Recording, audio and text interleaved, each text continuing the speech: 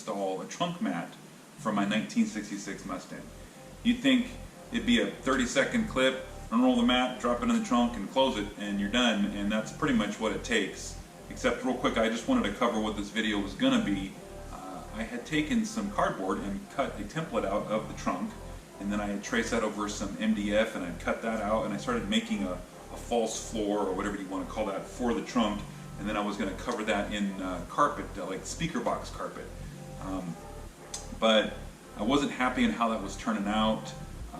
It was two pieces, and with putting some little feet in there to kind of keep it so that it's level, it still wasn't perfect. It wasn't lining up like I'd like, and it actually consumed a little bit more of the trunk than I thought it would. Not that I use this for a lot of stuff, but when you start to reduce the size of your trunk, it kind of defeats the purpose of putting that false floor in there. So I just decided to get just a regular trunk mat. I'm not a big fan of the plaid style, the stock trunk mat that comes with the car, so I ordered just a plain black one. So let's go ahead and get that put in, and then I'll show you a little bit about the stuff that I was doing for the that false floor. So let's get started. Alright, in my trunk, I don't have the spare tire. I don't have anything that's supposed to come with this car. I don't even have that plaid mat that was in there. And actually you can kind of, I don't know if you can see it, but the original teal color that this car was, when they painted this, they didn't do a very good job of covering that up, but that's something that I can leave for another time. So let's get that mat put in here. So here's the mat, and it really is as simple as just unrolling the mat and fitting it in the trunk. The nice thing about this mat is it's designed, it's pre-cut to fit around the gas tank nozzle, refill tube, and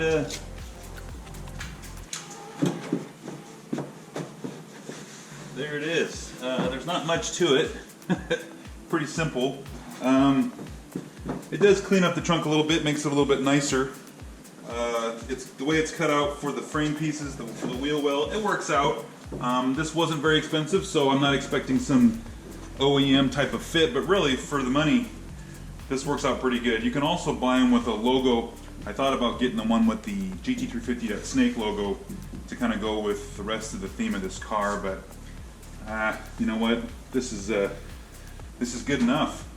I would like to get the spare tire put in here, but for now I think this will work. So really, that's kind of the end of that. So real quick, here's just some footage of what I had done with the template for the wood layout that I was going to have in here. Let's take a look at that real quick. It'll go from just inside this back wall to right around in here, and that's partly because of the carpet that I bought. I didn't realize that the piece I bought is too small to do a deep piece that way. Of course, I already bought it, so it's a little late now, but we also want to make this in two halves. And the reason why is the way this is shaped, I can't fit a single piece in here and get it over this side and this side without hitting the top of that. So, but anyways, I'm going to cut a piece for this half and a piece for this half, and it should allow me to kind of set this in here and set the other one in there and work it that way. Alright, I think we have the final piece. I got a little carried away with cutting out this right here, so I'm going to have to make note of that when I'm cutting out the wood piece. But I think we did pretty good, kind of fitting around this wheel well. The important thing is that we want to be able to get this cardboard piece in and out of the trunk without bending it, because I can't bend the wood. So I have to be able to make sure that I can get to this piece, put it in without bending. Also, be able to pull this out without bending it. And I think we got that side. So let's do the other side. Hopefully this is the last cut. All right, so let's go try this piece in the car, see how it fits. Here we go.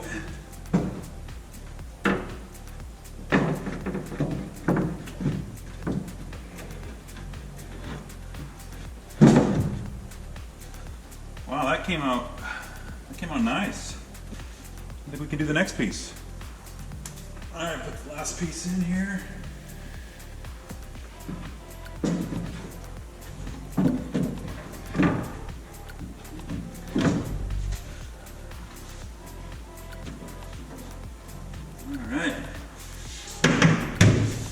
looks pretty good. All right, next step is do the carpet. All right, so pretty simple install. I do think this is the better choice, having this carpet over that false floor that I was going to build.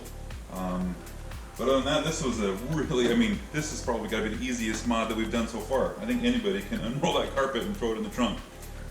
So, call that one done. Thanks for sticking with me. We'll see you in the next one. And then I had taken that template and I cut out took a sheet of MDF, and I'm just going to briefly cover the,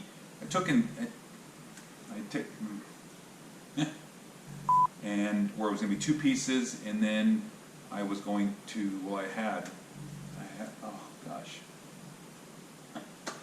And on today's video, we're going to build a false floor for my 19th speed clip or whatever, just kind of going,